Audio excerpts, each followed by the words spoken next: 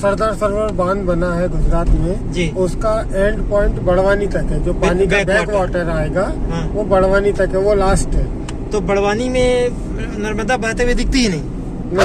हाथ होता है या एडल्ट का वो 1 गज होता है। 1 गज? हाँ। अच्छा, इतना? यहाँ से कंधे तक। अच्छा, ये फिट हो गया तो उसको गज बोला जाता है। तो 52 हाथ है ये, तो इसलिए 52 गजा बोलते हैं इसको, 52 गज। हमारा तो पूरा बचपन ही गुजरा है। ये समझ लो स्कूल में अगर 2 पीरियड की छुट्टी होती थी तो साइकिलों से आ जाते थे, 52 गजा चलो पार्टी मनाएंगे। ये देखिए अतुल। अच्छा ये है भैया का। ओके, मैं पीछे चले जाती हूँ। नमस्ते भैया। भाई क्या हाल है?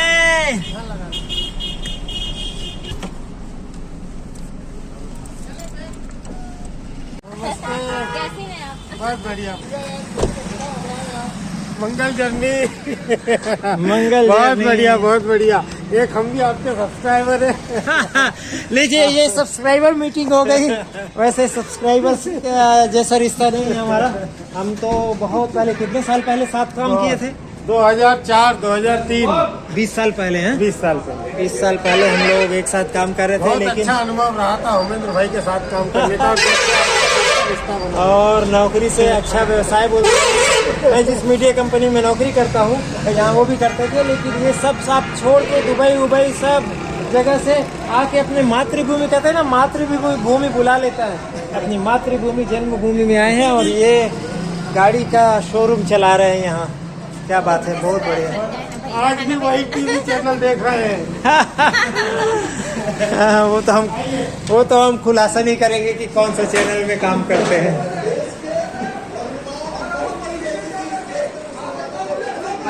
हाँ, सामने शोरूम और पीछे वर्कशॉप है। ये अच्छी चीज है, सर्विस सेंटर है। सर्विस सेंटर यहाँ पर गाड़ियों का काम चलता है। ठीक, बढ़िया। जामुन लगा रखी है, कटहल लगा रखी है। और घर कहाँ पर है? घर। अच्छा, ठीक। ये कौन से पर्वत श्रृंखला है बताइए, पूरा आप बता रहे थे। सतपुड़ा रेंजेस। ये सतपुड़ा रेंजेस है? हाँ, सब सतपुड़ा। ये मुंडा पहाड़ है, बिल्कुल ज्यादा झाड़ नहीं है इसमें, जंगल। अरे ये अभी बरसातों में बिल्कुल हरा हो जाता है। हाँ, लेकिन अभी तो वैसे यह चट्टान भी है ना। हाँ। ये तो पूरा जो अलीराजपुर धार में जिस तरीके से है, पठार टाइप से। हाँ, वही। उसके बाद वो सूल पानी का पठार पड़ता है। हाँ, इसके आगे हाँ। मतलब हम बिल्कुल महाराष्ट्र सीमा में आ गए हैं। महाराष्ट्र सीमा ज्यादा नहीं है, यहाँ से करीब महाराष्ट्र आपको 30 से 35 किलोमीटर दूर है। ओके, तो हम बड़वानी से आगे आ गए हैं दोस्तों। आपको पता है, नमस्कार कर लूँ मैं, नर्मदेहर। तो भावना पीछे बैठी है क्योंकि मानव सेंगर जी हमारे पुराने मित्र यहाँ हमारे साथ बड़वानी से साथ हो गए। हम, आपको पता है, आज का सूर्योदय हम खरगोन में हमने सूर्योदय के साथ यात्रा की थी। अब सूर्यास्त होने वाला है। देखिए, ये जो सतपुड़ा का रेंज है, क्योंकि हम लोग नर्मदा के दक्षिण तट में हैं, तो बिल्कुल मध्य प्रदेश में सतपुड़ा जहाँ लगता है, इसके बाद फिर आ जाएगा महाराष्ट्र का सूल पानी। नर्मदा जी हमारे राइट दाहिने तरफ से नीचे जा रही हैं, लेकिन नर्मदा अभी बड़वानी आते ही मानव जी लगभग रुक जाती है ना। हाँ, ये जो आपका सरदार सरोवर बांध बना है गुजरात में जी, उसका एंड पॉइंट बड़वानी तक है। जो पानी का बैक वाटर आएगा वो बड़वानी तक है, वो लास्ट है। तो बड़वानी में नर्मदा बहते हुए दिखती ही नहीं। कम से कम 9 महीना। बहुत कम। जब पानी कम हो जाता होगा तब थोड़ा प्रवाह दिखता होगा। तब थोड़ा दिखता है, नहीं तो रुका हुआ पानी दिखता है। तो एक तरह से देखा जाए तो हमारे लिए नर्मदा तो यहाँ एक विलीन हो गई सागर की तरह, है ना, क्योंकि सरदार सरोवर भी सागर से कम नहीं है। तो इस तरह से देखा जाए तो हमारी इस दक्षिण तट पे हमारी आखिरी यात्रा होगी। हालांकि हम उत्तर तट पे फिर से यहाँ से बड़वानी आके जाएंगे और हम जा रहे हैं 52 गजा, जो जैन तीर्थ है। आप सबको पता होगा 52 गजा में ऊंचा 84 फीट। वो तो खैर मैं जाके बताऊंगा, रुकिए अभी। लेकिन मैं ये जो पहाड़ है ना सतपुड़ा के, ये बरसात में बहुत सुंदर दिखते हैं, लेकिन इसमें जंगल नहीं है। झाड़ झंखाड़ छोटी झाड़ियाँ होती हैं। बरसात में हरी हरी बिल्कुल छोटी छोटी घास से हरी हरी पहाड़ियाँ हो जाती है। वो है ना, काफी वो अच्छी जो लगती है। 52 गजा के ऊपर वो बनी हुई है मंदिर, वही हाँ। पहाड़ है ना। हाँ हाँ ये तो नर्मदा यात्रियों के लिए जो सूल पानी का जंगल होता है ना, गुजरात कितना दूर है? वो सबसे टफ होता था। सूल पानी जंगल यहाँ से गुजरात अगर आप जाएंगे तो यहाँ के महाराष्ट्र के आदिवासी और बड़वानी जिला के आदिवासियों का क्षेत्र गुजरात है। यहाँ से करीब पड़ेगा और 150 पहले एक किलोमीटर। जटिल यात्रा होती थी जब शुरू में नर्मदा परिक्रमा चालू हुई, तो लोग अब कालांतर की बात है, लेकिन लुटेरों से डरते थे नर्मदा परिक्रमा वासी। लेकिन अब खैर वो सब सुधर चुका है। यहाँ पे डरते थे? ये आगे शूल पानी का जंगल है, अच्छा। महाराष्ट्र में आता है। फिर और दाहिने तरफ हम लोग जाएंगे तो महाराष्ट्र, जिस तरीके से इधर महाराष्ट्र लग रहा है वैसे उस तरफ गुजरात लग जाएगा। अच्छी चढ़ाव है, लेकिन ये सर्पीली घाटियां बरसात में तो बहुत सुंदर लगता है जी। 52 गजा का एंट्रेंस है सामने। ये देखिए प्रवेश तो दिगंबर जैन सिद्ध क्षेत्र 52 गजा जी। और 52 गजा क्यों बोलते हैं, इनने 84 फीट तो बोल दिया, लेकिन वहाँ 52 जाके गज पता होता है। चलेगा। 52 अरे गज लो होता है। पोल खोल दिया इनने, खुलासा कर दिया। 52 गज की मूर्ति है, जो इसका इतिहास हम लोग जानेंगे और दर्शन भी करेंगे दोस्तों। कहाँ पे है? ये तो देश में बहुत रेयर स्थान है और प्रसिद्ध तो है ये, लेकिन ये मूर्ति एक तो कर्नाटक में है, बेलगाम या कहीं शायद इस तरीके का मूर्ति। हमारे शायद भारत में मेरे को पता है कि दो ही मूर्ति ऐसी हैं शायद।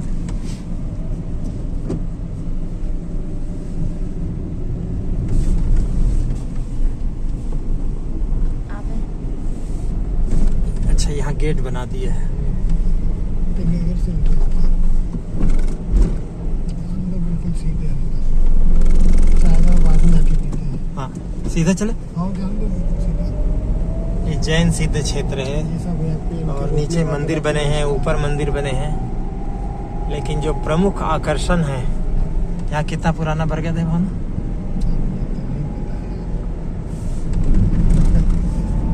हम तो बचपन से देख रहे हैं, जब से छोटे छोटे थे। हाँ। जब से देख रहे हैं तो ये बहुत पहले से है भैया? बहुत पहले से। अच्छा, जब आप छोटे थे तब से है? 5-6 साल के थे जब से हम देख रहे हैं। अच्छा, ये मंदिर परिसर आया तो हमको लगा कि यही है नहीं, सारा। नहीं, मंदिर का जो मेन वो अंदर है, ये सब फ्लैट जो इनके हैं, गेस्ट हाउस वगैरह यहाँ पे। हाँ, और मुनियों के जो वहाँ विहार के लिए आते हैं उनके ठहरने का स्थान है। आज हम लोगों ने जैन मंदिर से सुबह शुरू किया था, क्यों भावना? उनके जैन मंदिर से। भले यात्रा हमने खरगोन से शुरू की, लेकिन पहला वीडियो आज 6 मार्च है, हमने जैन मंदिर उन में दिगंबर जैन का स्थान था, उन वहाँ से हमने शुरू किया था। और जैन प्रतिमा, जैन सिद्ध क्षेत्र में आज का ये वीडियो, क्योंकि शाम होने वाली है तो यहीं खत्म होगा। और ये यहाँ तक हमारी गाड़ी आ गई है। अब यहाँ से पैदल जाना? अब यहाँ से पैदल। और वो देखिए भावना, वो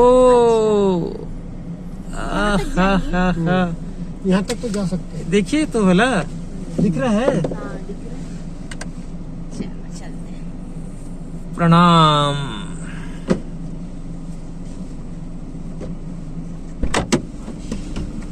ऋषभ देव भगवान की जय।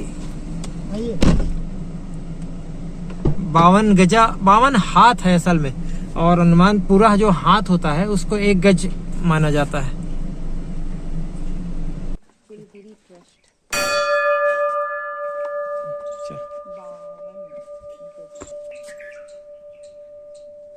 पहाड़ को काट के बनाया है ना?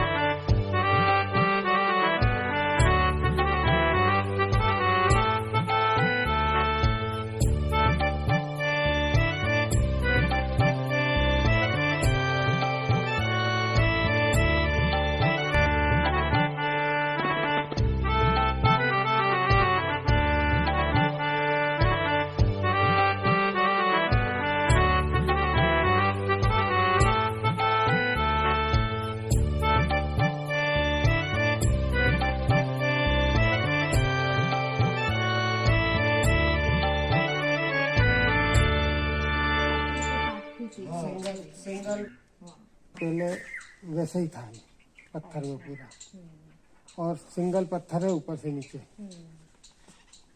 एकदम भव्य है ना। 52 हाथ। 52 हाथ। हम लोग जैसे यहाँ आइए, हाथ दिखाइए, नाप फीट कहाँ तक नापती हो आप? 1 मीटर यहाँ तक नापते हैं। फीट कहाँ नापती हो? 1 मीटर कैसे? कोई बच्चा नापेगा तो 1 फीट थोड़ी होगा। एक औसत जो युवा का हाथ होता है या एडल्ट का, वो 1 गज होता है। 1 गज? हाँ। अच्छा, इतना? यहाँ से कंधे तक। अच्छा, ये फिट हो गया तो उसको गज बोला जाता है। तो 52 हाथ है ये, तो इसलिए 52 गजा बोलते हैं इसको, 52 गज। मुझे लगा गज मतलब हाथी सोच रही थी, हाथी से कुछ रिलेशन है। हाँ? हाथी से कुछ रिलेशन सोच रही थी, गज बोल रहे थे ना। अच्छा, तो आप कितनी बार आते रहे? आप तो बड़वानी के हैं। अरे हम तो बहुत बार आते हैं। ये समझ लो कि साल में कम से कम 20 चक्कर लग जाते हैं हमें। अच्छा, जो भी आते हैं अपने गेस्ट वगैरह सबको लेके आते हैं। और ऐसे भी बीच में बच्चों का मन करा तो घुमाने ले आते हैं। जैसे हम लोग भोपाल में हमारे मेहमान आते हैं ना, तो हम लोग भोजपुर, सांची, भीमबेटका और भोपाल तो घुमाते ही, कोशिश करते हैं उनके पास समय हो, हमारे पास समय हो। लेकिन आज आप हमारे साथ आए, अच्छा लगा। पूरा यहाँ से झरने बहते हैं ना मानव जी? हाँ, ये पानी वानी पूरा गिरता है यहाँ से बरसात में पूरे झरने जैसे। बारिश में कितना सुंदर सुहाना लगता होगा। बारिश में पूरा हरा हो जाता है। और ये फूल वगैरह जो फुलवारी वगैरह लगाई हुई है, कम 500 सीढ़ी और ऊपर है। हाँ हाँ, हमारा तो पूरा बचपन यही गुजरा है। ये समझ लो स्कूल में अगर 2 पीरियड की छुट्टी होती थी तो साइकिलों से आ जाते थे, 52 गजा चलो पार्टी मनाएंगे।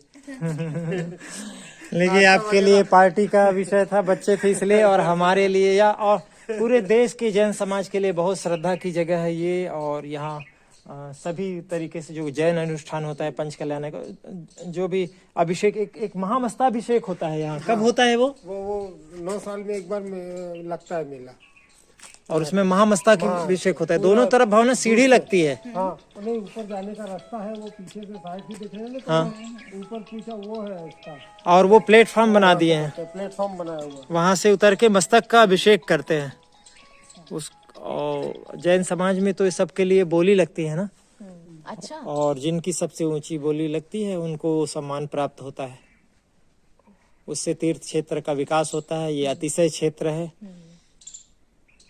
तो चलिए, हम लोग जो हमारी नर्मदा यात्रा 1 थी उसमें दक्षिण तट का ये आखिरी पॉइंट है। अब हम यहाँ से बड़वानी वापस जाएंगे और राजघाट, नया राजघाट पुल पार करके, क्योंकि नर्मदा जी यहाँ, जैसे कि हम आते हुए बात कर रहे थे कि नर्मदा जी यहाँ विलीन हो जाती है सरदार सरोवर बांध में। पूर्ण जो संगम है, जो मिलन है, वो तो आगे होता है खंबात की खाड़ी में, लेकिन वहां से 35 किलोमीटर दूर भरूच जिला और नर्मदा नगर जिला के बीच से जो होके जाती है और खंबात की खाड़ी में नर्मदा जी विलीन हो जाती हैं। तो लेकिन एक प्रमुख धारा जो प्रवाह बन के जो नर्मदा जी से निकलती, हम लोग कहाँ गए थे भावना? अमरकंटक। अमरकंटक में कैसी धारा थी? पतली सी झील। क्या अनुभव रहा? कैसे धीरे धीरे बहुत अच्छा, ऐसे लग रहा था इतनी छोटी सी धारा। उसके बाद जो बढ़ते गए, आपने 2 बार कर लिया यात्रा। बहुत विशाल रूप देखने को मिलता है नर्मदा माँ। जैसे जैसे नीचे ये जो महेश्वर और खंडवा के आसपास तो क्या नेमावर में भी लगता है। गए थे जो पेशवा जी के उसमें समाधि, रावेर में, अरे भयंकर वाला विशाल नदी था वहाँ पे। और महेश्वर के मंडलेश्वर के ब्रिज के पास वहाँ भी। तो दोस्तों, नर्मदा के जो परिक्रमावासी है वो भी यहाँ आते हैं और यहाँ इस जैन तीर्थ में ठहर के आगे बढ़ते हैं, फिर शूल पानी चले जाते हैं और फिर गुजरात की सीमा, फिर आगे जाके नर्मदा नगर कुछ होती है, नर्मदा नगर से आगे गुजरात की सीमा लग जाती है और फिर खंबात की घाड़ी तक जाते हैं लोग। वो जो जल चढ़ाते हैं रत्न सागर तक फिर नर्मदा जी जाती है। तो हमारी यात्रा दक्षिण तट की यहीं ख़त्म हो रही। हम लोग वापस जाएंगे बड़वानी। तो आपको ये हमारी यात्रा का अनुभव आपको कैसा लगा, आप जरूर शेयर कीजिएगा और हमें बताइएगा। हमारी यात्रा अभी ख़त्म नहीं हुई ना, मानिए आज की यात्रा ख़त्म हुई, आज 6 मार्च है आज, और अब तक हम लोग लगभग 920 किलोमीटर यात्रा कर चुके हैं। हमारे भोपाल से, बेतवा के उद्गम से, नर्मदा जी के सम्मिलन सरदार सरोवर में सम्मिलन तक। आप लोग भी लेट हो गए, बंद हो गया हाँ देखिए यहाँ से लॉक को लग गया है, हम लोग भी लेट हो गए। तो आप हमारे और जो अभी आगे वीडियो आते रहेंगे और बीच बीच में और दूसरे वीडियो आ रहे हैं, उस सब को आप जरूर देखिएगा। मानव भाई के कारण हम लोग जल्दी जल्दी आ गए और इतना मिल गया, लेकिन ये नहीं पता था कि शार्प 6 बजे बंद हो जाएगा। कहाँ से आए हैं आप लोग? रतलाम से। रतलाम से जी। आप लोग बता रहे हैं कि आप श्वेतांबर जैन हैं जी। तो आपके लिए दिगंबर जैन के 52 गज का क्या महत्व है? जी एक्चुअली में महत्व तो क्या, भगवान ही होते हैं ऐसे। और आदिनाथ भगवान, जैसे कि हम सभी जानते हैं कि आदिनाथ हमारे पहले तीर्थंकर भगवान हैं। जी। आज से काफ़ी टाइम पहले जब मैं बहुत छोटी थी तो आई थी, तो मस्तक तक हम लोग गए थे। उस समय लॉक लगा हुआ था, हम लोग ऊपर तक चढ़े थे उस समय भी, ताकि भगवान के ऊपर से पूजा वगैरह कर सके। पर उस समय भी लॉक लगा हुआ था, जो हम बहुत ज़्यादा छोटे छोटे थे। तभी हम लोग एक्चुअली में लक्ष्मणी जी हमारा जो श्वेतांबर जैन तीर्थ है, वहाँ दर्शन करने गए थे। वहाँ से तो लौट वहाँ से यहाँ आए हैं दर्शन करने के लिए। आप भी लेट हो गए, हम भी लेट हो गए। ओके क्या शुभ नाम है आपका? प्रीति तलेसरा। ठीक है जी। ऐसे मम्मी पापा हैं, ये रतलाम में कुशलगढ़ रहती हूँ, राजस्थान। क्या सोचा था कितने दिन में हो जाएगी बड़वानी तक? जब मैं बोलता था गुजरात बॉर्डर जा रहे हैं तो क्या लगता था? बहुत दिन लगेगा लग रहा था, लग भी तो गए। तो 7 दिन हो गए, लेकिन पता नहीं चले कि चले। नहीं, हमको तो चला पता चला 1-2 दिन से भावना अपसेट हो रही थी, क्योंकि लगातार यात्रा और देर रात पहुंचना और सुबह सुबह फिर निकल जाना, ऐसे चल रहा था। हम लोग अलग अलग जगह रुके, नेमावर रुके, खरगोन, हम नेमावर के बाद खंडवा रुके, हरसूद रुके और फिर आगे ओंकारेश्वर रुके, खरगोन रुके। तो इस तरीके से हमारी यात्रा चल रही है दोस्तों। और आपसे विदा लेते हैं। अच्छी शाम हो गई इन कुछ विजुअल्स के साथ। चले, चाबी आपके पास है, खोल दिया? एक बार और खोली। चलिए।